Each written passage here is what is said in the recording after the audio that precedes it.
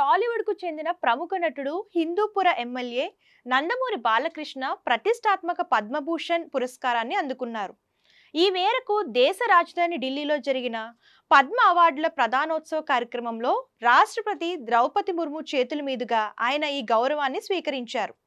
పంచికట్టులో సాంప్రదాయబద్ధంగా బాలయ్య కార్యక్రమానికి హాజరయ్యారు. పద్మభూషణ్ పురస్కారాన్ని అందుకోవడంపై బాలకృష్ణ సంతోషం వ్యక్తం చేశారు. ఈ క్రమంలో భారత ప్రభుత్వంతో పాటు తన అభిమానులకు ఆయన కృతజ్ఞతలు తెలిపారు. అలాగే తనకు ఈ అవార్డు ఎప్పుడో రావాల్సిందని కొందరు అభిమానులు అభిప్రాయపడుతున్నారన్న ఆయన, తనకు సరైన సమయంలోనే పద్మభూషణ్ అవార్డు వచ్చిందని భావిస్తున్నట్లు చెప్పారు.